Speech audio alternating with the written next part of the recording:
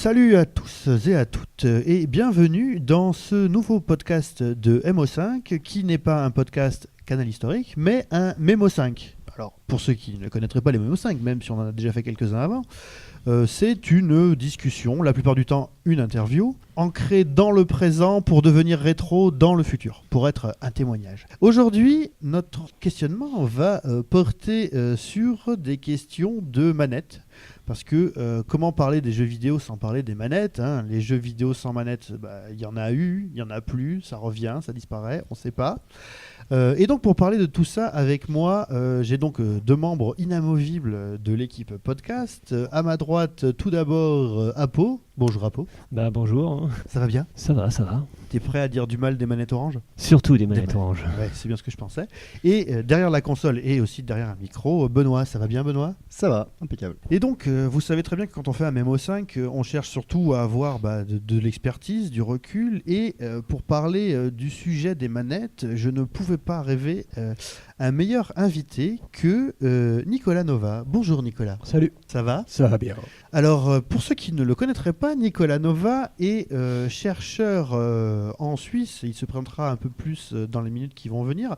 Mais surtout, il est l'auteur d'un livre qui s'appelle Joypads avec un point d'exclamation. C'est pour ça que je suis obligé de le prononcer comme ça. Le design des manettes, qui est une somme théorique et pratique, on va dire, l'année de sa sortie, donc en 2013, sur les Joypads que nous avons utilisés tous et toutes, et voire cassés, pour jouer aux jeux vidéo.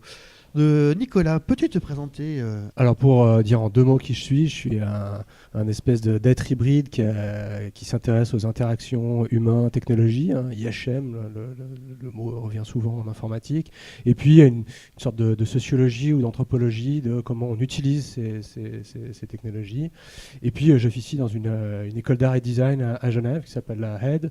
Et puis à côté de ça, j'ai une petite agence de conseil qui s'appelle Near Future Laboratory qui aide des entreprises à imaginer les usages des technologies de demain. Et donc dans ton ouvrage Joypad, sur lequel nous reviendrons plus en profondeur, donc le livre que j'avais déjà parcouru à sa sortie, donc j'ai peut-être même dû le lire longtemps après sa sortie finalement, mais il y a quelques années déjà, puisqu'on s'était déjà vu pour en parler par ailleurs. Tu disais que finalement l'idée de travailler sur les manettes était venue de l'idée d'un auteur dont j'ai oublié le nom, qui disait que le design des machines à laver racontait quelque chose de la société. Alors, le point de départ du livre, en fait, il venait à la fois évidemment d'un intérêt pour le jeu vidéo et de ses interfaces, mais de la lecture d'un ouvrage qui a rien à voir, d'une sociologue qui effectivement travaillait sur la question d'objets comme le lave-linge et qui, à partir de retracer l'évolution des lave-linges, montrait qu'on pouvait appréhender toutes sortes de phénomènes culturels de diverses sociétés sur le rapport à l'hygiène, le rapport à la culture, le rapport aux vêtements. Et du coup, moi, ça m'interrogeait par rapport à l'objet qui m'intéressait, la manette, en me disant, mais si on prend la manette, qu'est-ce que ça nous dirait de la culture vidéoludique, beaucoup plus large que l'objet lui-même. Et deuxième élément aussi de motivation, c'est qu'il n'y avait pas beaucoup de choses qui avaient été écrites à l'époque sur les manettes, comme si le joypad c'était un peu le parent pauvre dans la culture du jeu vidéo, alors sans ça, il n'y a pas grand-chose qui se passe dans son histoire. Du coup, c'était finalement pour ces deux raisons qu'avec mon co-auteur, là, Laurent, on s'est plongé là-dedans et puis on essaie de montrer justement comment, à partir de ce petit objet et son histoire, ça ramenait plein d'autres questions intéressantes. Oui, et puis moi surtout ce qui m'avait marqué à l'époque en fait, c'est surtout la manière dont pas tu désosses finalement, mais dont tu habilles au fur et à mesure, et c'est ce que l'évolution fait finalement des manettes de jeux vidéo qui ont commencé, peut-être juste, alors vraiment, on va pas rentrer dans la préhistoire des jeux vidéo, mais au début c'était vraiment un potard, voire deux potards, voire un clavier de téléphone qui n'était pas vraiment une manette, mais qui permettait juste de faire un numéro. Et c'est surtout, moi j'adore en fait les représentations graphiques où tu montres comment autour du temps le nombre de boutons monte, descend, comment le stick analogique apparaît, puisque finalement le stick analogique est né avant le stick tout court, voire avant la croix. Disparaît. Alors si je dis pas de bêtises, arrête-moi, c'est pour des raisons techniques, c'est parce qu'à ce moment-là les gens avaient complètement oublié qu'il existait le neutre et que le stick analogique, si tu le mettais pas sur le neutre, il devenait vite inutilisable. Ça, c'est vraiment une idée. Alors, je sais plus quelle manette avait ce problème-là, mais souvent tu te retrouvais avec le stick coincé dans une position. Et si tu voulais vouloir rejouer, il fallait tenir le stick au milieu, réinitialiser la manette pour pouvoir faire quelque chose. C'était assez ennuyeux. Et puis, là, un des derniers graphiques que j'ai repris dans ton livre, c'était, en relisant, c'était comment les boutons de tranche étaient 1, puis 2, puis analogiques, puis devenus des gâchettes, puis devenus des gâchettes analogiques. Donc voilà, c'est vraiment, je dirais, un travail approfondi. C'est vraiment un travail de... Comment tu définirais, je dirais, la méthodologie ou le champ d'étude de ton travail? C'est de la recherche en design, c'est de l'IHM, c'est quoi exactement? Quand justement, on a commencé à vouloir travailler sur le sujet avec mon co-auteur, Laurent, on s'est posé la question de la démarche méthodologique, hein, c'est-à-dire est-ce qu'on fait une histoire des techniques, hein, au sens classique, dans laquelle on va principalement regarder des sources documentaires. Alors ça, c'était intéressant, et puis on l'a fait, mais parce qu'à la fois on avait les manettes, on s'y intéressait et qu'on s'est pris au jeu, et qu'on est, Laurent il est designer, on s'est dit mais il y aurait autre chose à faire sur le sujet. On a commencé à aller acheter celle qui nous manquait, et puis à trouver une démarche qui est à la fois celle d'un historien, mais aussi par une démarche un peu de designer, à se dire mais quel objet on pourrait créer qui permette de faciliter notre recherche. Et c'est là où on a commencé à faire des photos un peu toutes sur le même modèle, qui nous permettait ensuite de compter automatiquement avec un petit script le nombre de boutons, la surface de la manette qui est dévolue à l'action, à la navigation, à construire ces arbres généalogiques pour différentes caractéristiques, la forme des manettes, l'évolution de la croix de direction. Et donc c'est là où on a croisé à la fois la partie histoire des techniques plus classique, et puis une approche plus de designer qui se dit, mais en créant des visualisations, il y a un côté qui permet de révéler, de rendre compréhensible à n'importe qui certains enjeux, et puis ça va nous permettre de mieux écrire cette histoire. Et aussi, ça va permettre de penser l'objet comme... souvent, les livres d'histoire, je ne sais pas pour vous, mais l'histoire des techniques, si vous prenez l'histoire des techniques médiévales, il y a deux, trois images, mais voilà, c'est tout. Nous, on s'est dit, mais comment on peut essayer de trouver un entre-deux, et en plus, en le faisant avec toute le côté un peu banal de l'objet. C'est pour ça qu'elles ne sont pas propres, elles ont été achetées au marché aux puces ou sur eBay, il y a parfois encore un peu de poussière dessus, mais ça fait aussi partie en fait de toute l'aventure qu'il y a là derrière, de reconstituer une espèce de collection. Il y a eu le livre, mais il y a aussi eu des expositions dans différents expos sur le design des manettes ou de jeux, hein, qui a circulé en Suisse, en France, en Russie, et qui était un prolongement en fait, et pas voir, c'est juste, là il y a le livre, mais il y a aussi toutes les visualisations qu'on a mis en ligne et qu'on a partagées. Ah ben nous, chez MO5, on a des parastages entiers de manettes. Moi, la première fois que j'ai été directement sur le site, sur le local de MO5, j'ai rangé des manettes. J'ai passé une journée entière à ranger des manettes, et ça m'a permis de retrouver des vieux...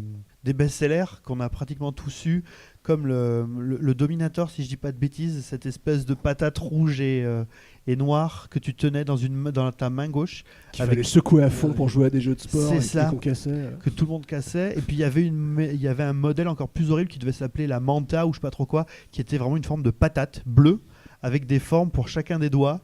Et je sais pas, mais l'idée de se dire que tu joues avec tes mains qui sont pas forcément posées, mais donc tu as tout le temps les bras en suspension.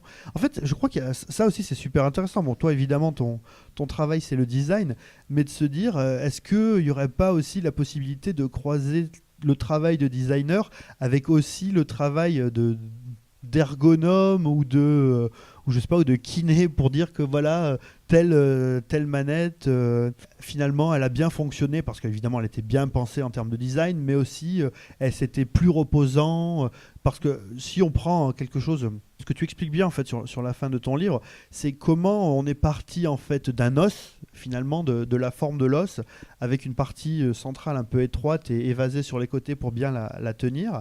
En fait, à un os qui s'est prolongé par-dessous pour avoir en fait des poignées pour mieux attraper les manettes. Alors ça, d'un point de vue design, comment tu expliques le passage justement aux manettes en forme avec des poignées en fait, comme maintenant toutes les consoles actuelles, parce que ton livre date de 2013, la PS4 est arrivée à la fin de 2013, la Xbox One est arrivée à la fin de 2013, donc avec leur manette, leur nouvelle manette, et la Switch est sortie depuis donc 2017, et sa manette Pro est aussi une manette à ailettes.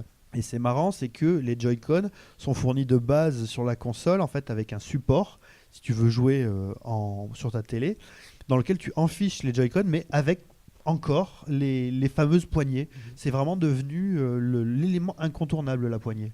Il faut se dire quand même dans l'histoire de ces manettes qui étaient parallélépipédiques au début, donc juste un boîtier et puis ensuite un peu cette forme d'os, c'est que les designers sont préoccupés de regarder comment les gens les utilisaient, et puis la fatigue, le fait d'avoir une posture qui est pas forcément la bonne a eu une influence sur des considérations ergonomiques. Et on retrouve par exemple des propos de gens, alors ça peut être dans des sociétés classiques, type Nintendo ou Sega à l'époque, mais ensuite après avec des fabricants genre Logitech, qui vont explicitement aller dans cette direction parce qu'ils ont fait des tests et qu'ils se sont rendus compte que c'était, surtout quand on passe 3 heures, ça pouvait être fatigant.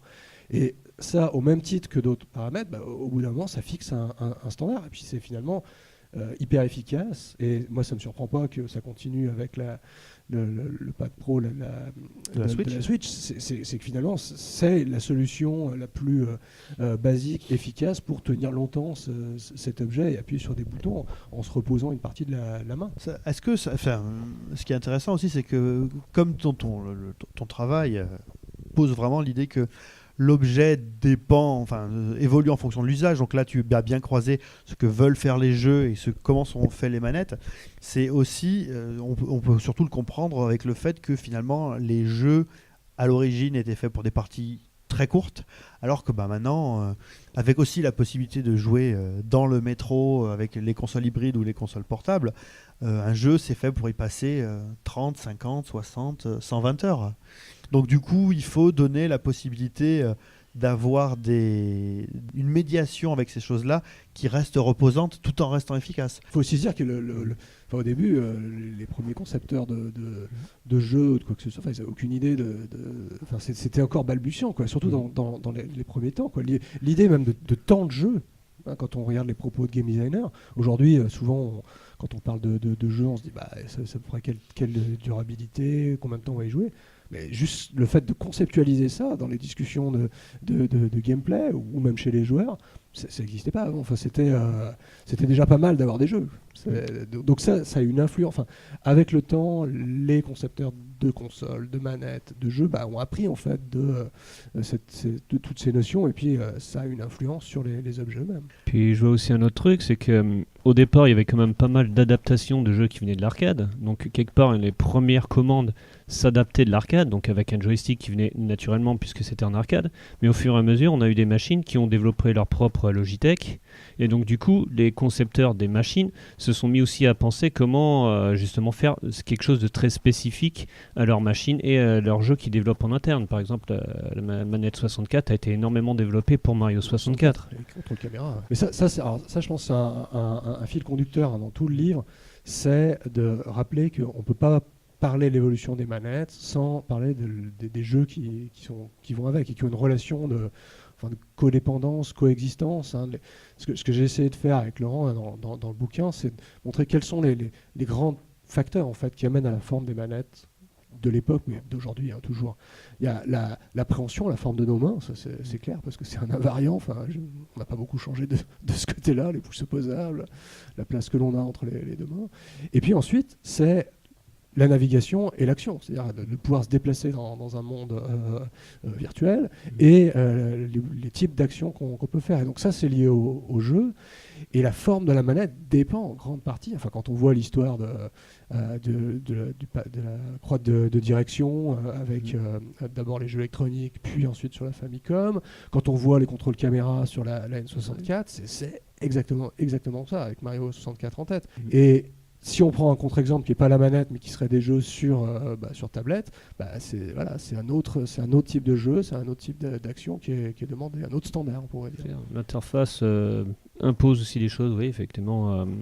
au jeu, comme l'inverse peut se faire. C'est l'une, par exemple, de l'erreur de la PlayStation, c'est d'avoir voulu développer des jeux en 3D, donc dans des environnements 3D, mais ne pas offrir de base une manette qui permet une navigation en 3D, puisqu'ils sont inspirés d'une manette qui existait déjà, qui était faite pour des jeux dans une navigation 2D. Ce qui fait que une navigation un peu bizarre dans des jeux comme Tomb Raider, comme dans Resident Evil, c'était pas le meilleur déplacement possible à cause de la manette de base. C'est d'où la rectification plus tard de la DualShock. Voilà. Ouais, c'est vrai que de ne pas avoir pensé à ça. Bon, il y avait évidemment dans pas mal de jeux, il y avait la possibilité de faire tourner la caméra avec les boutons L1 et R1, mais c'était encore limité. Donc tu rappelais tout ça. Donc ce livre, tu l'as conclu, fini, publié en 2013. Et donc nous sommes aujourd'hui en 2019. Il s'est 6 ans dans le monde du jeu vidéo, c'est énorme. Hein. C'est une génération de machines. C'est une mine de rien. génération de machines, puisque comme je rappelais, entre-temps sont arrivés des principaux constructeurs, donc la PS4 avec la DualShock 4. Oui, c'est ça, si je DualShock dis pas de 4. bêtises. La Xbox One avec le pad Xbox One, je ne sais pas s'il a un nom particulier. Il en a certainement un, mais Voilà, le on One l'appelle Controller, voilà. qui est un peu la... Avec 2 manettes. Il y a l'Elite qui est sorti aussi. Ah oui, il y a le stick. Ah oui, c'est vrai. Et il y a un équivalent Elite qui est sorti sur PS4 aussi. Alors c'est des manettes à plusieurs, à 150 € facile. C'est celles qui sont customisables. C'est ça qui sont customisables, où tu as la possibilité de changer l'intérieur des sticks analogiques pour avoir une forme qui soit convexe, soit concave. Tu peux gérer plein de choses. Des boutons, tu peux gérer, je crois aussi alors je sais pas quel est le mot, Nicolas, si tu sais, la réflexivité des gâchettes. Si ça va être, tu vas faire vraiment clic-clic très vite ou d'être plus mou là-dessus. Je sais pas exactement comment on appelle ça. Enfin voilà, tu peux customiser un nombre de choses incalculables. Le degré de pression ou la vitesse de pression, voilà. ou de dépression. Ou de dépression. Et ça, c'est intéressant à plusieurs niveaux. Tu as un côté, on va dire, élite, justement. Genre, achetez-vous votre manette que vous améliorez, que vous adaptez à vos besoins. C'est plus simplement remapper les touches comme on faisait avant. C'est carrément, tu peux modifier la manette elle-même. Mais c'est aussi dans une certaine philosophie à laquelle il travaille Microsoft en ce moment, depuis un certain temps. C'est aussi le fait d'essayer d'adapter aux gens qui un peu plus de monde, tu vois, les contrôles, parce que très naturellement on en est venu à contrôler les jeux avec les mains, mais tout le monde ne peut pas le faire physiquement. Et donc il y a ce côté, une sorte de recherche de voir comment essayer de toucher un maximum de monde possible en permettant la modification des contrôles de ce côté-là. Ce qui fait qu'au final, Microsoft a 3 manettes parce qu'il a pas vraiment une manette, mais un support pour créer des manettes pour les personnes qui ne peuvent pas utiliser leurs mains pour jouer. L'accessibilité, on va y revenir parce que c'est extrêmement important. Moi, je parlais pour le moment des évolutions normales, on va dire, des nouvelles consoles. Qu'est-ce qu'on a vu apparaître? On a vu la Switch, on n'a pas parlé. bien sûr, la Switch. La Switch la Switch, c'est un cas particulier parce que finalement, la Switch, elle a fait quel choix? Elle a fait aucun choix, puisqu'avec la Switch, il y a du contrôle tactile optionnel qui n'est pas systématique. Et des fois, c'est très embêtant parce qu'on a des réflexes quand on joue en mode portable de vouloir valider en appuyant sur l'écran et sans appuyer sur le bouton, et l'écran n'est pas toujours tactile. C'est très embêtant. La possibilité aussi alors ça, par contre, c'est un retour. Le retour à 2 joueurs immédiats. Puisque depuis la... Alors, je sais qu'au Japon, il y a rarement eu deux manettes, mais en tout cas, en Europe, jusqu'à la Super Nintendo, on avait des packs de base avec 2 manettes. Je crois que avec la PlayStation, on n'avait plus qu'une seule manette. En fait, ça dépendait des constructeurs et ça dépendait de plusieurs facteurs, en fait. Hein. Il y avait plein de choses, mais c'était... Et là, en fait, la Switch, c'est quand même la console qui a pensé le tactile, qui a conservé la détection de mouvement, mais extrêmement précise, puisque au début, quand ils ont vendu la console, ils ont mis vachement l'accent sur... Vous pouvez sentir le nombre de glaçons à l'intérieur du verre. Je ne sais pas si vous vous souvenez de ce jeu qui était dans Switch Party, là. Les tout premiers jeux sur Switch, en fait, tu secoues la manette et tu sens le nombre de billes ou le nombre de glaçons qui sont dedans. Il y avait aussi ça dans One to Switch. C'est One to Switch, c'est de One to Switch dont je parle. je ne trouvais pas le nom. Donc on parle bien de One to Switch. Ouais, Et surtout, donc, deux joueurs immédiatement. Donc la console, vous pouvez la poser. La console est son propre écran. Vous mettez un petit pied moyen costaud, mais si vous faites pas trop les bourrins, ça va tenir.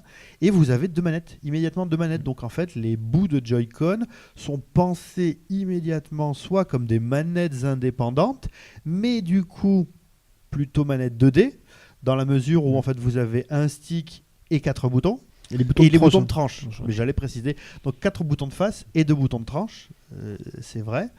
Ou sinon tu gardes les deux morceaux et tu joues. Comme une Wii U, en Voilà. fait, qui est décrochable. C'est ça. De toute façon, il faut revenir à la Wii pour voir toute l'évolution de la philosophie Nintendo sur ses contrôles. Le passage à la Wii U, ça donnait ce que ça donnait, on va dire.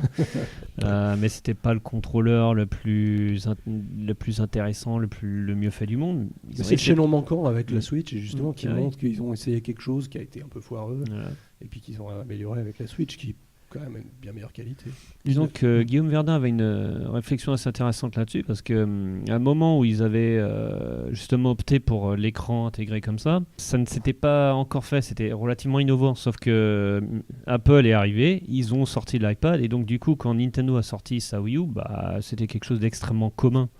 Donc Alors, l'élément, une espèce de sous-tablette. voilà, donc elle était moins bien que Avec un l'iPad écran et tout. résistif ou capacitif, je ne sais pas lequel des deux. mais capacitif, donc avec un écran mou. À l'époque où tous les portables étaient déjà passés en écran résistif. Bah oui, c'était dépassé. Mm. Et du coup, l'effet, c'était vraiment là-dessus qu'ils voulaient faire tout leur effet, c'est complètement tombé à l'eau. Sans compter que les gens commençaient à ne justement plus aimer le motion gaming, donc ça a été un effet de plus, quoi. Alors comme tu le dis, tu vois, sans l'annoncer, ils sont revenus au motion gaming avec la Switch. De manière beaucoup plus fine et Voilà. subtile. Mais d'ailleurs, il y a un truc qui m'avait surpris avec la Wii U, c'est qu'ils utilisaient toujours le Sunshine Bar, là. Oui. Ce qui m'a énormément surpris, parce que je pensais qu'ils auraient eu au moins l'idée d'améliorer ça, ce qu'ils ont fait d'office sur la Switch. En fait, la Switch n'aurait jamais pu exister s'il y avait toujours cette utilisation d'un Sunshine Bar, tu vois. Ça aurait posé un véritable problème, c'est évident. Mais ça aurait été impossible, quoi. Et puis, en fait, surtout, c'est que Alors, pareil, hein, arrêtez-moi si je dis une bêtise, mais il me semble que même si les autres manettes ont des détecteurs de mouvement, la DualShock 3, le premier modèle en avait un, je suis pas sûr que les modèles après en avaient encore. En fait, il y avait, attends, c'était comment ça s'appelait, le CX? C'est ça. Six Axis, C'est c'est Six, Six, oui. voilà. Le Six Axis, très facile à prononcer. N'est-ce pas Là, typiquement, sur Ok. Switch, ce que tu as, c'est que tu as beaucoup de jeux où il y a des visées. Et en fait, la visée, donc tu peux la viser normalement, mais tu as aussi une partie motion gaming qui est finalement plutôt naturelle, que tu peux enlever si finalement ça t'intéresse pas, mais qui est très fine. Alors que c'était finalement la promesse, peut-être même dès la Wii, avec le jeu d'Ubisoft où tu joues un ninja où tu as un flingue d'un Red côté. Steel. Voilà, Red c'est Steel. ça, Red Steel. Et bon, c'est vrai que parfois, moi ça m'arrive dans le métro, je continue à jouer à Zelda Breath of the Wild, et quand j'ai besoin d'utiliser l'arc et que l'ennemi passe dans le dos, je dois un peu avoir l'air bizarre de me retourner sur mon fauteuil pour regarder derrière moi. Mais en fait, c'est-à-dire que il y a beaucoup de choses qui avaient été pensées à l'époque, donc où le motion gaming avait été mis beaucoup en avant, avec une soustraction des possibilités d'interaction finalement, parce que s'en a aperçu que pour faire du bon motion gaming, fallait pas trop en demander. Finalement, Nintendo avec la Switch, ils se sont dit, nous, on met all-in, on met toutes les possibilités disponibles sur le marché de manière solide, puisque maintenant on a les technologies pour le faire de manière solide, et finalement en disant aux concepteurs, déjà à eux-mêmes, mais aux développeurs tiers, faites comme chez vous, hein, c'est open bar, et puis on va... Utilisez-la si vous voulez. Voilà. Ou non. Ça marche pas trop mal. Ah oui, jusqu'ici. non, mais la meilleure solution, en fait, c'était de proposer plus de... Parce que la faiblesse du motion gaming par Nintendo pour la Wii, c'est que c'était quelque chose d'obligatoire. Or, il y a beaucoup de personnes, que ce soit joueurs ou développeurs, qui sont beaucoup plus conservateurs, qui ont l'habitude depuis très longtemps d'utiliser des contrôles classiques, et ils sont complètement allergiques à ce genre de choses, ce qui peut se comprendre.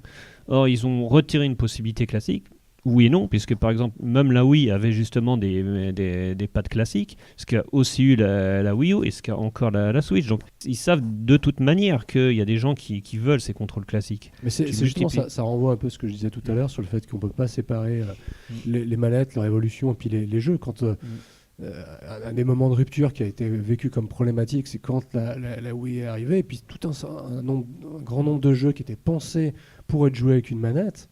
En 2D, des jeux de foot, je me rappelle le Pro Evolution Soccer avec la Wii et le Nunchuk, il fallait tirer dans le ballon, il fallait agiter le Nunchuk, alors que les gens disaient mais moi je suis habitué à juste appuyer sur un bouton, quoi. Ça sert à quoi en plus c'est pas à la rigueur au Wii Tennis on fait le mouvement avec la Wiimote avec le bras droit comme au tennis, c'est logique, mais de devoir agiter c'est encore plus artificiel qu'appuyer sur un bouton. Donc c'est là où je pense que Nintendo a été assez fin de ces je dirais pas d'un échec, mais en tout cas d'une compréhension d'usage plus ou moins problématique de la Wii puis de la Wii U. Et avec la Switch, j'ai su trouver une espèce d'entre-deux qui tire parti de toutes les technos. Et puis, comme tu disais, le laisser à disposition des développeurs internes et tiers en disant, bah voilà, il y a ça qui est dispo, puis faites-vous plaisir, faites plaisir aux joueurs avec ce qui est disponible. Alors je compte pas pour le moment, finalement, dans les interactions nouvelles, la réalité virtuelle. Parce que finalement, la réalité virtuelle, bon, c'est un nouveau mode de représentation, mais ça rajoute aussi le fait que finalement la caméra, vous la gérez avec votre tête et plus avec une manette, même si ça c'est. Je sais pas s'il faut dire nouveau non plus. Voilà. Parce que le premier, c'est un vieux concept. J'ai un casque de 1987 ou 88 pour NES ou Famicom de casque. Puis le premier projet, c'était le projet Damoclès dans les années 50-60. Oui, la réalité virtuelle. Ouais. Donc c'est une vieille idée remise au goût du jour, mais on va pas en parler parce que c'est très compliqué avec le motion. Bon, déjà parce que j'ai. Parce qu'il y a tout inventé en fait. C'est surtout qu'il y a tout inventé parce que pour du jeu vidéo, ça s'est fait que de manière, on va dire, expérimentale. Il fallait quand même que la technologie puisse évoluer ce qu'il fallait, parce que c'était un vieux rêve qu'on a au moins depuis les années 90, mais je sais pas si tu as vu les jeux de réalité virtuelle des années 90, t'avais très mal vite à la tête. Hein. Ah bah, oui. Même maintenant, c'est moyen, mais alors dans les années 90, c'était... Non, maintenant, il n'y a plus trop d'effets de motion sickness, ils ont bien amélioré, tu joues une dernière version du PSVR, c'est très bien, c'est franchement. Ouais, moi, j'ai un mauvais a priori. Mais il y a tout à inventer en fait, parce que on a compris, tu vois, pour bouger la tête, mais pour le reste. Parce que à l'heure actuelle, ce qu'on sait faire au niveau de la réalité virtuelle, c'est genre si tu es dans un cockpit, dans un habitacle de voiture. Immobile, quoi. Voilà. C'est ça. Enfin, en fait, que tu es fixe dans un truc qui peut bouger. Mais si tu diriges un personnage, par exemple, j'avais testé Half-Life 2 avec l'Oculus Rift dans les versions prototypes. T'étais vite malade parce que ton cerveau savait que toi physiquement tu ne bougeais pas, mais il te voyait bouger, tu vois, dans le casque, et c'est ça qui provoquait des problèmes. Donc ça limite les possibilités de jeu aussi. Ça s'appelle l'intoxication alcoolique aussi dans ces cas-là. Mais c'est aussi lié à la question du pad, c'est-à-dire d'avoir un pad de réalité virtuelle, enfin le casque et un pad. Donc le casque qui permet justement de déplacer, de regarder à droite à gauche, de contempler une scène 3D. Donc on est dans un modèle en gros l'immersion c'est nous en tant que c'est notre corps qui émergeait, mais d'avoir un pad à la main qui fait qu'on se déplace. J'ai fait plusieurs enquêtes auprès d'utilisateurs de casques de réalité virtuelle qui amènent à justement une critique du même ordre un peu qu'à l'époque de la Wii. C'est genre, ouais, mais c'est quoi ce mélange, quoi. On nous demande de bouger des choses, une partie de notre corps, mais après il faut utiliser les boutons. C'est le croisement de ces deux modèles d'interaction qui vont pas. Puis un dernier point que je trouve amusant par rapport aux manettes qu'on voit sortir actuellement pour la réalité virtuelle, qui se tiennent à une main. J'ai l'impression d'une réinvention de la manette du CDI de Philips de l'époque, qui était cette espèce de télécommande arrondie. Et dès que je vois une manette pour des casques de réalité virtuelle, je ne peux pas m'empêcher de penser à ça et à la manette du CDI qui est ce qu'elle était, quoi.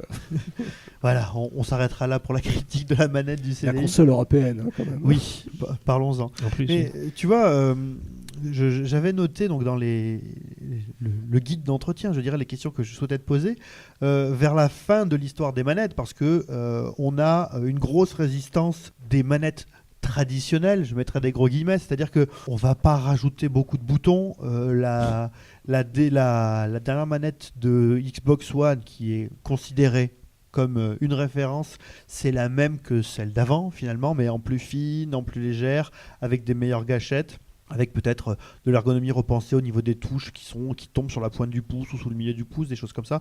C'est vraiment une manette admirable. C'est juste l'optimisation de la C'est précédente. ça, voilà. Et la croix directionnelle avec le brevet qui est tombé, qui leur permettait enfin de la mettre. Oui, tout à fait. La croix directionnelle. La DS4, c'est une tentative avec ce petit pavé tactile qui sert à rien 99% du temps. C'est fort dommage. Il y avait l'idée. Ouais, il y avait l'idée. Alors, il y a des jeux où, par exemple, tu as deux fonctions, une sur la droite du pavé, une sur la gauche du pavé. Tu as des jeux où, en fonction si tu fais vers le haut ou vers le bas, ça rapporte des choses, mais c'est très peu C'est utilisé. très gadget. En fait, On va retenir ça juste pour Nier Automata, pour caresser un robot, et puis voilà. voilà, des choses comme ça. En fait, moi, je réfléchissais à ça en préparant donc, cette discussion, et je me suis dit que finalement, la nouvelle touche qui avait changé la donne, aussi bizarre que ça puisse paraître, c'était celle qui est finalement le moins une touche pour le jeu, mais c'est la touche share. Nintendo qui n'est pas encore complètement rentré dans ce truc-là, ça vous permet de prendre des photos ou des petites vidéos, puis après il faut aller sur vos photos pour décider de le mettre sur les réseaux sociaux. Sony vous permet, en appuyant sur share, de balancer directement votre partie sur Twitch vidéo et tout. aux gens qui voudront bien. Et en fait, c'est ça qui est intéressant, c'est que on a vu apparaître une nouvelle fonction, c'est-à-dire qu'avant, une manette, ça servait à quoi ? Tout simplement, ça servait à interagir avec la proposition ludique qui nous était faite. Là, maintenant, ça nous sert aussi à partager, même pas la proposition ludique, mais à partager notre pratique à nous. Alors, et là où c'est intéressant, et là donc c'est dans l'optique, je dirais, des questions de préservation qui sont un peu au cœur de notre démarche chez MO5.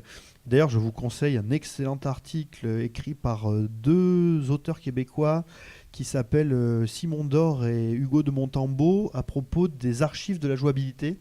C'est dans 50 ans, 100 ans, qu'est-ce qui restera des jeux vidéo d'aujourd'hui ? Est-ce qu'on pourra encore y jouer ? Et est-ce que par contre, on aura peut-être les vidéos YouTube qui, elles, auront été sauvegardées. Et donc là, en termes de préservation, qu'est-ce qu'on a ? On a la possibilité, finalement, de produire un film, des photos, un instantané de sa partie.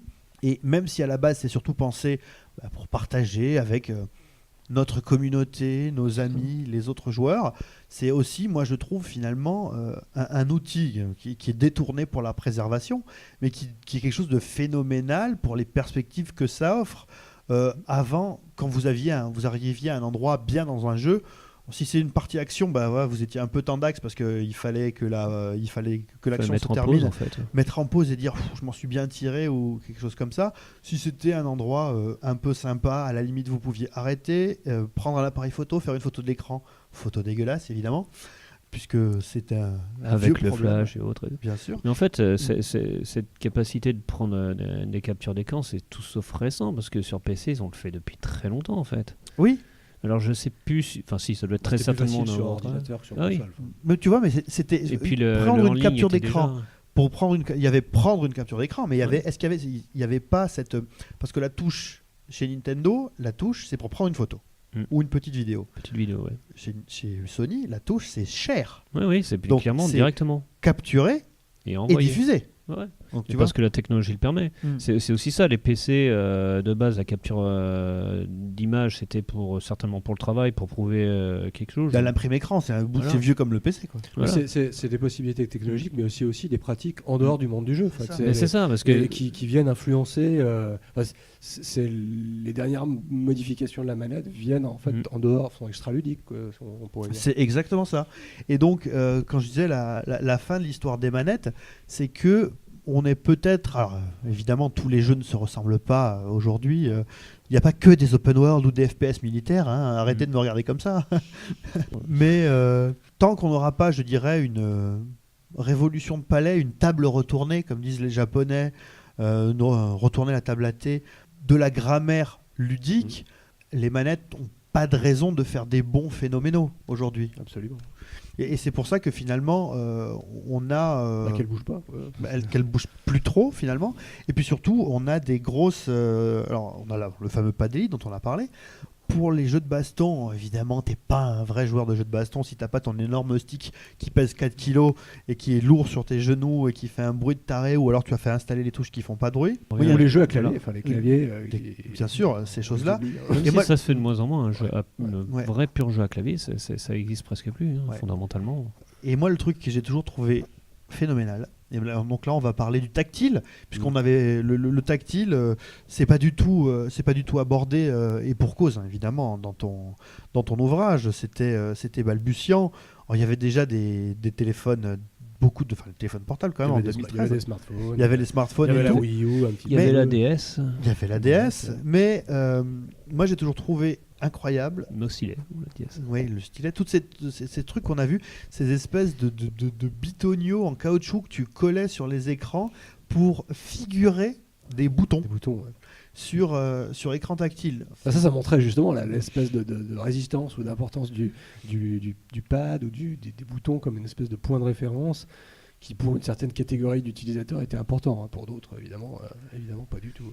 Et du coup, ça amène aussi un dernier truc, c'est qu'en fait maintenant les fabricants de manettes, sur la scène des fabricants de manettes, il y a quelqu'un qui depuis quelques années a, je dirais, son petit succès. Donc c'est la marque 8-Bit Do, qui en fait refait à l'identique avec des super matériaux des manettes de consoles rétro. Hein. Là dernièrement ils ont sorti en précommande, je crois, l'équivalent pad Mega Drive 6 touches qui faisait tous les modèles de pads Super Famicom, Super NES, Super Nintendo, qui te fait des pads pro pour la Famicom, pour la NES, des choses comme ça. Et en fait tous ces pads sont compatibles finalement avec l'ensemble des machines du marché, mais aussi les téléphones portables. Et donc du coup, tu achètes un support où tu en fiches ton téléphone portable, et finalement, alors même si la portabilité est toujours là, hein, c'est pas pire que de jouer avec une Switch, mais il te faut ton téléphone, le support pour poser ton téléphone, et le truc où tu vas enficher la manette dedans, tu vois. Et finalement, Pour le moment. parce le qu'après, il y jeu aura des tactile, évolutions. le jeu tactile qui cartonne, hein, je pense que tous, à un moment, dans un voyage en train, en métro, vous avez trouvé des tas de gens qui jouent à des tas de jeux en tactile. Même des fois, moi, je vois des personnes plus jeunes ou plus vieilles que moi qui pratiquent des jeux d'action, type des gens qui jouent à des jeux de foot sur support tactile. Je trouve ça phénoménal. Je ne sais pas comment c'est possible. Peut-être ils ont commencé ils sont jamais fait avec un pad et du coup c'est naturel et évident dans leur pratique d'utiliser le support tactile et peut-être pas le plus efficace, mais s'ils connaissent pas autre chose. Ça m'intéresse. Enfin, c'est bien ce que tu dis ça, parce que pour les gens qui savent pas autre chose, moi je me souviens très bien d'un de mes amis qui m'avait dit moi j'adore pas Candy Crush, Angry Birds, qui me dit je suis extrêmement fan d'Angry Birds, j'ai 3 étoiles dans tous les niveaux, machin et tout, et je lui dis comme ça en rigolant, on dit mais donc du coup tu es un hardcore gamer, tu es un vrai joueur de jeux vidéo. Non, mais c'est pas un jeu vidéo, c'est une application. Donc voilà, donc ça c'est à faire. Les catégories et les manières dont les catégories Au final, il n'a pas tort parce que C'est tous les jeux sont des applications, toutes les applications ne sont pas des ne jeux. sont pas des jeux. Voilà, c'est Ouais, exact. Mais voilà, je trouvais ça très intéressant. Alors, on parlait du tactile. En fait, on a aujourd'hui une génération de jeunes et de moins jeunes, hein, alors, les jeunes surtout, qui sont tactiles natifs. Et moi, je dirais mon ressenti, c'est que des gens qui sont tactiles natifs, donc qui ont commencé avec des téléphones portables, où, évidemment, hein, les enfants ont commencé par défiler des photos ou trafiquer des photos. La manette leur paraît un objet incroyablement éloigné de... Et ils n'envisagent pas, on dirait, la médiation donc de l'être par rapport au jeu, donc de l'interface homme-machine, par le biais du bitonio supplémentaire que serait la manette. Puisque le tactile donne une impression beaucoup plus directe pour ces gens-là. Il y a des plus jeunes, mais aussi des plus âgés. Hein. Je pense qu'il faut... c'est à quoi je pensais. C'est très important de ne pas le limiter à des générations nouvelles, mais aussi à des gens qui n'ont jamais été à l'aise avec un clavier, pas du tout à l'aise avec un pad, mais parce que c'était plus efficace, on leur a mis un iPad dans les mains ou une tablette Android. Ou une Wiimote. Et c'est parti, quoi. Parce qu'il y avait cette impression d'accéder beaucoup plus directement, Plus naturellement. à des éléments graphiques en remettant les doigts dessus. C'est ça, c'est que finalement, alors, c'est assez à la fois positif et c'est à la fois négatif. C'est le fait que la matière ludique, elle est vraiment à portée de doigt. Mais du coup, Bon, enfin, je pense que vous avez déjà tous fait l'expérience de jouer c'est pas à un les mêmes truc jeux, sur quoi. Enfin, tactile, et que quand c'est pas pensé avec suffisamment d'intelligence, très vite vos doigts recouvrent l'action. Ou typiquement quand vous avez des portages de Square Enix, ça fait une spécialiste de portage de leurs vieux jeux avec des versions mobiles, avec des contrôles virtuels qui sont sur les coins de l'écran, et très vite vos doigts sortent du cercle, vous appuyez à côté. Les jeux n'ont pas été conçus pour ce type d'utilisation. L'écran était fait juste pour l'affichage du jeu, pas pour l'affichage des commandes.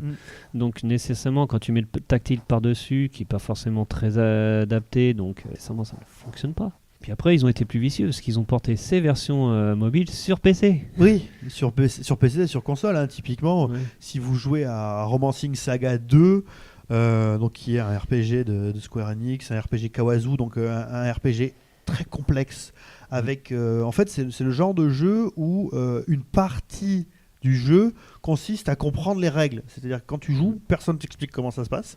Donc il y a plein de choses à comprendre. Et à côté de ça, tu te retrouves avec des menus qui sont souvent hideux, parce qu'ils sont pensés pour le tactile et pas pour la console. Et avec le fait que, comme pour le tactile, ou souvent pour le tactile, quand tu dois accepter quelque chose, tu appuies 2 fois avec ton doigt, parce que c'est naturel. Et là, en fait, il faut que tu ailles, que tu pointes, et une fois que tu as surligné, il faut réappuyer derrière. Ce qui fait qu'à la manette, ça devient incroyablement compliqué.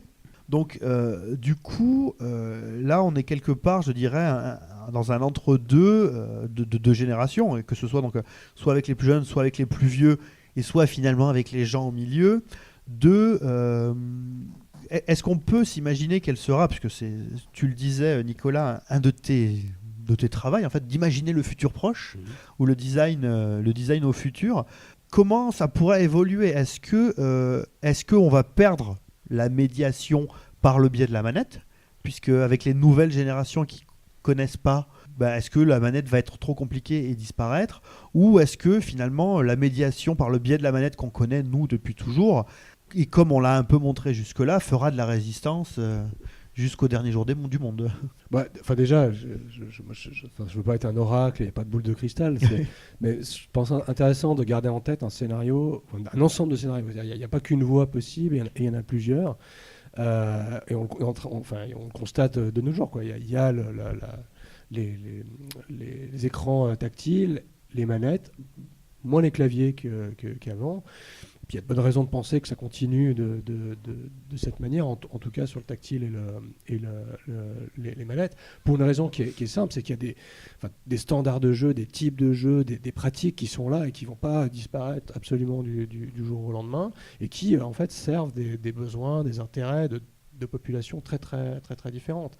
Donc je mettais en conclusion du livre avec un point d'interrogation la fin de la manette. C'était plus une espèce de provocation pour dire non, en fait il y a de grandes chances que ça continue de certaine manière, parce que beaucoup de jeux sont conçus pour ce dispositif, mais il y a d'autres choses qui apparaissent, et puis visiblement c'est ce qu'on voit avec les interfaces tactiles aujourd'hui, c'est ce qui pourrait arriver avec la réalité virtuelle, et puis il y a des entre-deux, et la Switch, une espèce d'entre-deux dans lequel il y a un peu de ci, un peu de ça, et c'est pas inintéressant. Et de la même manière, on n'est pas à l'abri de plein de croisements de ce genre. Il y a un autre scénario que j'avais pas mis là-dedans, parce que je détaillais plutôt l'incorporation, comment la manette, on lui met des capteurs dedans pour la mémoire, la motion gaming, etc. Il y a un autre paramètre qui est intéressant, c'est de voir comment la manette ou un smartphone, on met ça dans un autre objet qui devient un périphérique de jeu. Et Nintendo Labo, c'est quand même... En fait, on devient la manette quelque part. Je pense que c'est une des évolutions, tout simplement. Et je crois que c'est ce qui voulait être fait depuis longtemps. C'est le motion gaming, mais ça n'a pas bien marché, quoi. Ou dans les objets, avec dire, Nintendo Labo aussi, c'est transformer d'autres objets en manettes. Alors il y a un peu de mouvement à faire parfois, c'est plus pénible que d'autres, mais c'est intéressant. Et la transformation de la manette en télécommande. Parce que maintenant, les consoles sont multimédia, et on regarde plus facilement Netflix en tapotant avec sa manette sur sa console, plutôt que de naviguer soit sur son ordinateur, soit sur les télécommandes de box, qui sont juste horribles. La navigation sur ce genre de choses. Il n'y a pas eu un grand soin sur l'ergonomie des interfaces. Non, voilà. Et par contre, c'est une question que je commence à me poser au sujet des manettes, c'est que de lissage des manettes est arrivé à peu près en même temps que la disparition des modes d'emploi. Et je pense que c'est un peu lié parce que maintenant, on sait que si on prend une manette, n'importe quelle manette sur n'importe quel support, le bouton du bas, il servira à sauter, l'autre à tirer, les gâchettes, les machins, on sait que c'est à tirer ou à courir. Et on le voit très bien avec la Switch parce que quand on prend les Joy-Con, qu'on le retourne ou qu'on prenne n'importe lequel, on n'a pas besoin d'indication manette, on sait que avec la position on du met pas bouton, un numéro, on dit voilà, c'est telle disposition, Voilà. tout à fait. Ouais. je pense que ce truc-là, ça a permis de se libérer du mode d'emploi. On n'avait plus besoin d'apprendre les contrôles parce que ça paraissait évident. Par contre, est-ce que ça n'a pas le contrôleur n'a pas aussi influencé le type de jeu auquel on joue? Parce que c'est beaucoup plus facile à prendre en main. Ouais, et alors juste un truc sur ça, en fait, sur la question du mapping des boutons, et c'est pas spécialement pour faire de la pub pour le mag de MO5, hein, vous pensez bien. Guillaume, donc le rédac chef du mag, a sorti pas plus tard qu'hier, en fait, un édito sur la prise de tête, très personnelle pour lui, mais moi je peux soutenir un certain nombre de ses points sur le fait, en fait, que la confirmation soit pas du tout la même chez Nintendo et chez Sony. Chez Nintendo, c'est le bouton A pour confirmer. Depuis les RPG japonais, hein, tout avance avec la touche A. Et chez Sony, c'est le X. Donc c'est la touche du bas et pas la touche de droite. Il venait surtout sur le fait qu'il y a eu notamment une inversion entre la confirmation et l'inverse dans les versions l'annulation chez les Japonais et dans les versions occidentales. Tout à fait.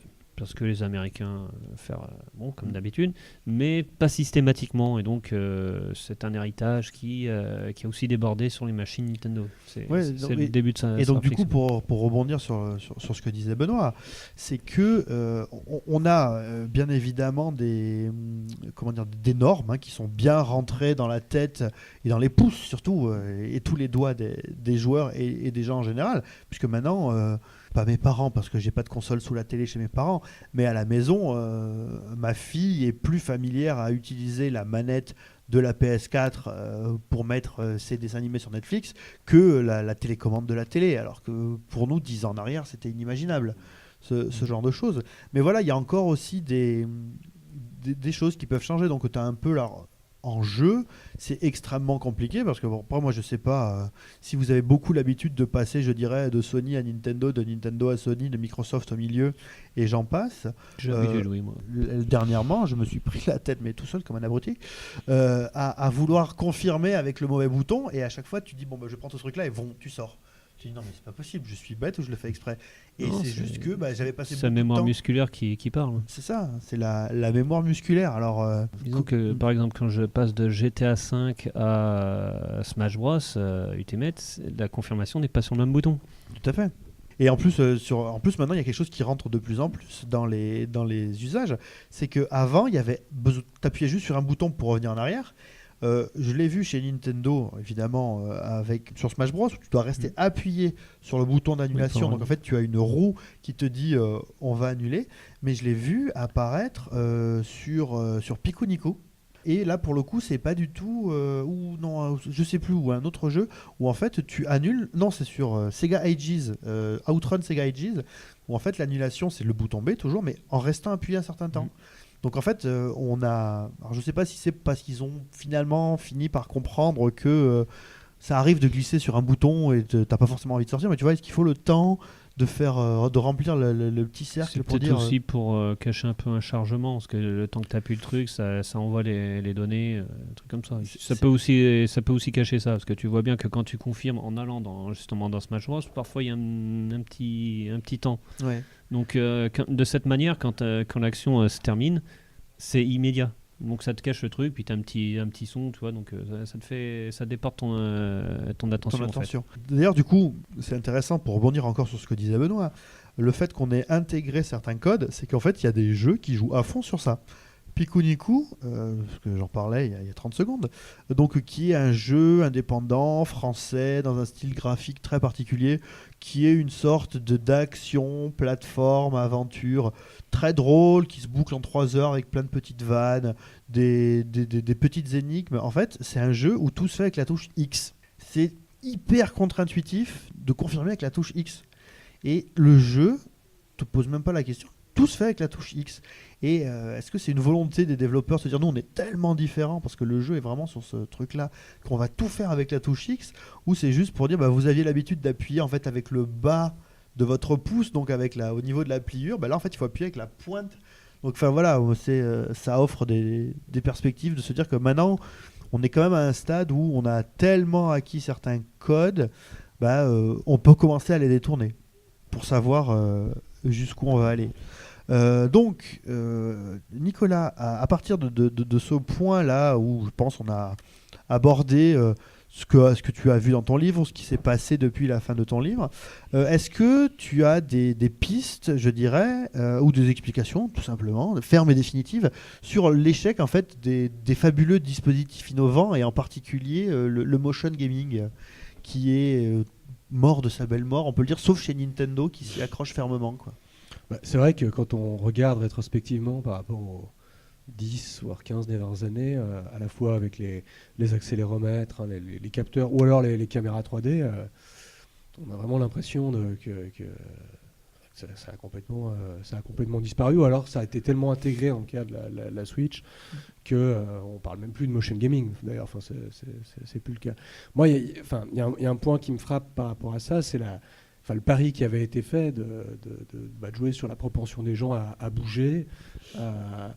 L'autre pari qui était de se dire mais les gestes que l'on fait dans l'environnement physique, si on les répète dans le monde virtuel, ça va être plus simple pour apprendre à jouer. Ça a été un pari qui a fonctionné un certain temps, mais qui, pour un type de jeu, marchait bien, mais pour l'éventail en fait, des genres de jeux qui existaient auparavant, était extrêmement frustrant. Et l'impression que ça donne en plus, c'est que ça a amené des gens à s'intéresser aux jeux qui ne jouaient pas auparavant, mais au bout d'un moment, gesticuler dans tous les sens, c'était pénible. Et puis, c'est une hypothèse, hein, j'ai l'impression qu'ils ont réappris ce que nous, nos générations, on a appris avec les pads, c'est-à-dire à utiliser des croix de direction, des boutons, ou alors pour d'autres qui ont eu marre à ne plus rien faire du tout, ou à sauter sur les interfaces tactiles. Et maintenant, c'est la partie motion gaming qui utilise les caméras, ça a été mis de côté dans le monde du jeu. La partie capteur, elle est toujours présente, par exemple avec la Switch, et il y a... c'est une espèce de mouvement de coévolution entre les marques qui font ces technologies, qui observent que les utilisateurs les utilisent d'une certaine manière ou pas trop, et donc vont ajuster ce qu'ils font. C'est ce qu'a fait Nintendo, et ça a été son pari. Sony a fait un autre pari, et puis c'est comme ça. Et c'est en fait un tiré parti des enseignements des dernières années. Alors, est-ce que c'est une question qu'on peut se poser, c'est est-ce qu'il fallait passer par là? Est-ce que c'est décevant? Franchement, je pense pour Nintendo, ça a été tout à fait bénéfique, parce que financièrement, déjà, ça les a quand même bien requinqués, même si après, il y a eu la Wii U qui a été problématique. Mais ils avaient beaucoup d'avance quand même. Ouais. Et puis, ils ont tiré plein de leçons pour les prochaines années.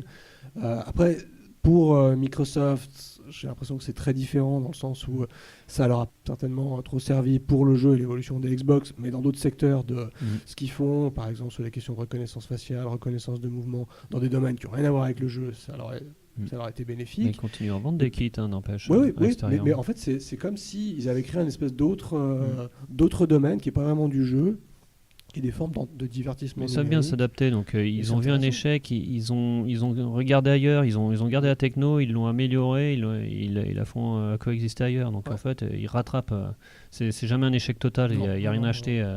Parce que s'il y a bien eu, mine de rien, des réelles créations technologiques sur les dernières consoles, ça a été sur les capteurs, quoi. Ouais. Parce que le Kinect, c'est un monstre de technologie, parce qu'au final, pour le reste des consoles, c'est juste des updates qui se font et qui suivent le courant et tout ça. Enfin, qu'on passe de la DDR3 à la DDR5, c'est pas un bon technologique. Là, c'est de la pure création. Tout ce qu'a fait Nintendo de sa Wii à sa Switch, le Kinect et tout ça, c'est ce qui, à mon avis, aujourd'hui, fait que la moitié des Parisiens se baladent avec des gyroroues ou ce genre de choses. Je pense que ça a joué beaucoup.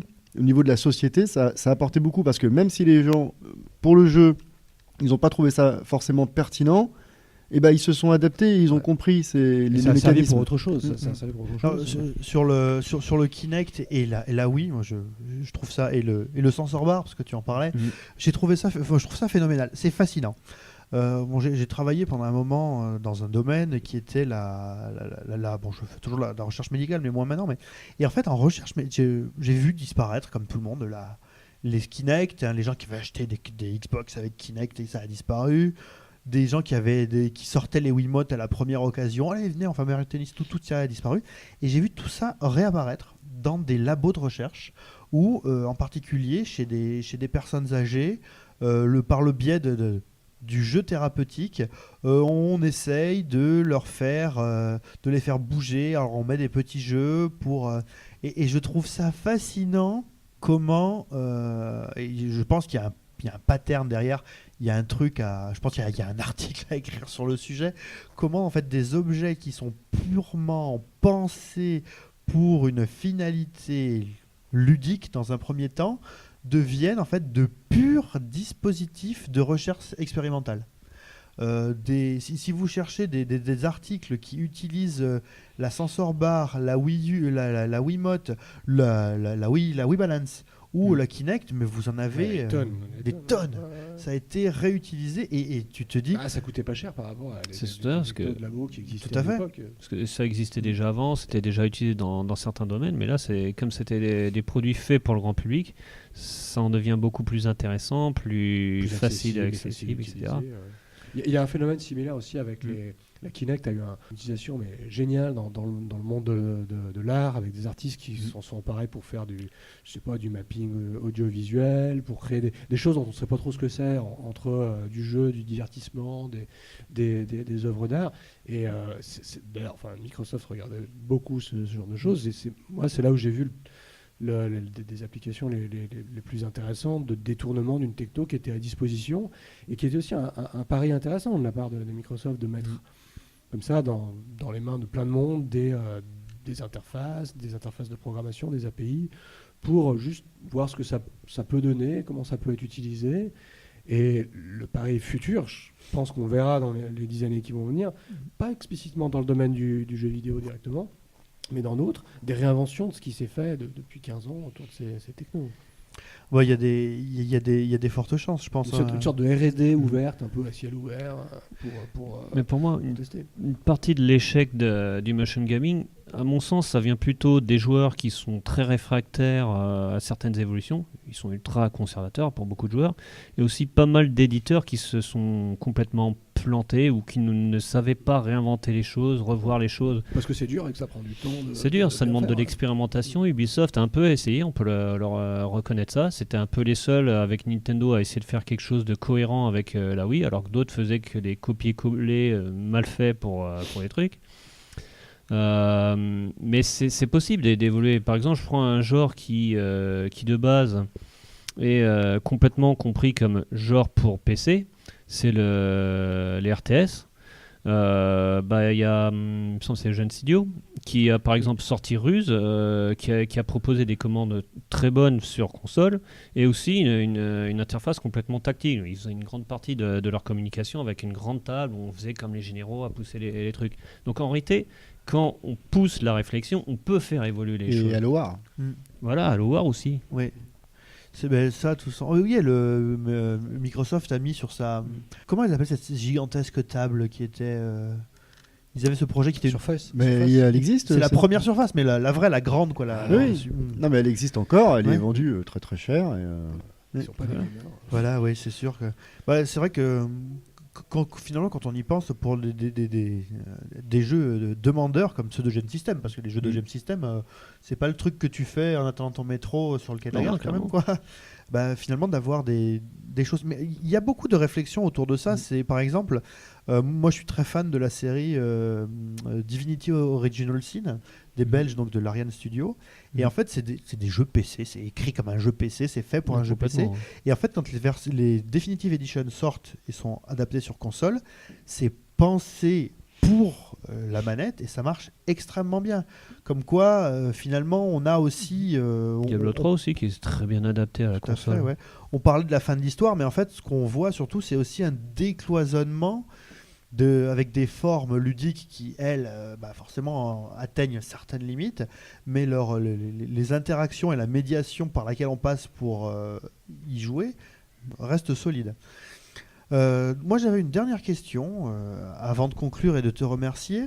C'était, et c'est ce que Benoît faisait remarquer au tout début de l'interview, c'est à propos de la question de l'accessibilité. Bon, pour le moment, il n'y a que Microsoft qui s'est positionné frontalement avec un dispositif une très grande manette configurable pour permettre à toute forme de joueur, quel que soit son niveau de capacité ou d'incapacité, de jouer et de s'éclater autant que possible. Donc c'est quelque chose qu'on voit beaucoup réapparaître, l'accessibilité du jeu vidéo, alors que finalement il y a toute une période où ça avait disparu, où finalement les constructeurs, alors, pour quelle raison, je suis incapable de le dire. Parce qu'ils visent un certain public. Ouais, c'est ça. Et ou que ça implique la question d'enjeux d'accessibilité est multiple. C'est pas comme s'il y avait une solution qui était possible. Dans un monde où il faut industrialiser un certain type de périphérique, ça ne fonctionne pas comme ça. D'où par exemple le pari intéressant de Microsoft de mettre à disposition une gamme d'éléments d'interface qui sont configurables, reconfigurables en fonction d'handicap ou de déficiences particulières. Alors évidemment, c'est pas forcément la dimension visuelle, hein, c'est plus sur les périphériques physiques. Mais c'est quand même assez étonnant parce que vu l'histoire du jeu vidéo et puis vu les technos qui sont disponibles, c'est pas non plus incroyable d'imaginer ce genre de choses. D'autant plus qu'il y a des joueurs eux-mêmes qui se bricolent des solutions par eux-mêmes. J'en citais un dans le bouquin de quelqu'un qui s'est recréé son propre pad en le modifiant. Ça, c'est des choses qu'on voit apparaître régulièrement avec des gens qui ont un peu d'appétence et de compétences électroniques. Mais ça surprend parce que c'est aussi, économiquement, c'est aussi un marché, d'une part. Et en même temps, ça pourrait aussi donner lieu à des réflexions passionnantes en termes à la fois d'interface, de gameplay et de solutions pour des problèmes qui concernent quand même beaucoup de monde. Donc c'est surprenant. Hein. Et parce que moi, je me souviens très bien dans les années 90 de Nintendo qui avait sorti une manette incroyable où en fait c'était un dispositif que tu posais autour du cou. En fait, c'était pour le Virtual Boy. Non. Qui mettait il fallait mettre son cou dedans. Tu mettais autour du cou et t'avais très très mal à la tête après et aux yeux. Et en fait, non, c'était quelque chose que tu portais où en fait la croix était remplacée ou le haut et le bas par une paille en fait où tu pouvais souffler et aspirer et après tu bougeais avec le menton. Donc à cette époque-là, moi je me souviens très bien parce que je dois toujours l'avoir. En fait, c'était une manette pour une seule main. En fait, c'était une manette Super Famicom parce que c'était une modèle japonais. J'en ai une dans la cave. Donc où tu avais juste la croix et tous les boutons derrière. En dessous, ouais. Tous les boutons en dessous. Donc ce marché-là existait et puis. Puis il y avait des gens qui n'avaient pas de problème aucun handicap particulier qui l'utilisait parce que ça permettait de faire très rapidement certaines commandes pour autant qu'on apprenne un peu. Franchement, la manette une seule main là, avec les 4 boutons sur le côté, pour les RPG, c'était génial. Tu pouvais avoir la soluce sur un genou et la lire et continuer à jouer au jeu avec ta manette une main. Bon, pour Tale of Fantasia, je suis pas sûr que ça fonctionne très bien. Mais... ça malheureusement, ouais. Ça a disparu pendant 20 ans. Il n'y a aucun grand constructeur qui s'est vraiment trop intéressé à la démarche. D'ailleurs, on a vu... passer aussi à la 3D. Il y a peut-être aussi ça qui a joué. Parce que le fait d'approvisionner le déplacement dans l'univers 3D, ça a dû quand même beaucoup jouer là-dessus. Oui, non, mais il y a aussi une part de pas envie de se faire chier, hein, parce que rien que pour les gauchers, on les a forcés à jouer comme les droitiers, on ne s'est même pas posé la question. Quoi. On oblige les gauchers à écrire comme les droitiers, etc. En fait, on a l'habitude. Et oui, moi en tant que gaucher, maintenant je m'y suis fait, mais bon. Moi j'étais la seule. Alors je suis pas gauche, je suis pas gaucher. Bon, j'ai appris que j'étais gaucher contrarié, mais bref, j'écris plutôt de la main droite. Mais la seule manette que j'ai eue avec la croix à droite, c'était une manette de PC Engine. Toutes les autres manettes par contre, il y a eu une période où tu pouvais. Alors ça, c'était vraiment au début des années 80 où tu pouvais encore trouver. Alors pas forcément la en Lynx. routine. La Lynx, oui, c'est vrai. La Lynx était pensée pour ça, alors que ça c'est une idée qui a été abandonnée. Et la Virtual Boy avec ses 2 croix de direction. Et la Virtual Boy avec ses 2 croix de direction. Il y a eu, alors c'est un peu différent, il y a eu Kid Icarus sur 3DS, Kid Icarus Uprising, où en fait tu pouvais jouer avec un socle. Alors là c'était plus qu'un jeu, c'était un dispositif complet ludique, hein, et tu pouvais soit utiliser les boutons d'un côté et le stylet de l'autre, ou échanger si tu étais gaucher et utiliser du coup la croix pour les boutons et avoir ton stylet de la main droite si tu étais gaucher. Donc, mais finalement, alors, ça c'est un cas, on ne parle pas du tout d'handicap ou d'incapacité, et finalement il a fallu attendre Microsoft, et c'est fin 2017 hein, que c'est sorti ce système, parce que finalement c'est un système complet, c'est une base qui est customisable à l'infini si j'ai bien compris. J'ai jamais encore eu le dispositif entre les mains, mais et je trouve remarquable de la part de Microsoft d'avoir fait ça, et je trouve incroyable de la part des autres de s'y être jamais intéressé jusque-là, quoi. Donc c'est alors peut-être que ce que je me dis donc pour le futur, c'est que c'est peut-être de ce genre d'initiatives que viendront des nouveaux modes de médiation avec les jeux vidéo. Et qui pourraient circuler après beaucoup plus largement parce qu'ils sont intéressants, innovants, qui permettront de nouveaux types de jeux que l'on ne connaît pas. Alors j'ai pas les noms en tête, mais je sais qu'il y a des collectifs d'artistes bidouilleurs qui s'amusent à créer des jeux qui sont liés à des contrôleurs extrêmement particuliers, où tu coupes des cercles de lumière pour faire des choses phénoménales par exemple. Mais bon voilà, ces choses-là c'est souvent pensé en one shot pour la performance, mais sait-on jamais, peut-être qu'un jour quelqu'un trouvera une nouvelle grammaire ludique là-dedans et que ça permettra d'être utilisé pour beaucoup de choses derrière, quoi. Nicolas, merci de toutes tes réponses à nos questions. Moi, je tiens encore à dire que ce livre est vraiment, si vous êtes intéressé par les jeux vidéo en général et par la question des manettes, je pense que c'est encore la somme ultime. Peut-être que tu pourrais en faire une mise à jour. Il faudrait la mettre à jour. Il y aurait corriger les fautes d'orthographe. Oui, puisque sur Twitter, on t'a fait remarquer dernièrement que il y avait quelques fautes d'orthographe, mais c'est surtout, outre, je dirais, la profondeur de la réflexion, c'est une somme iconographique extrêmement intéressante.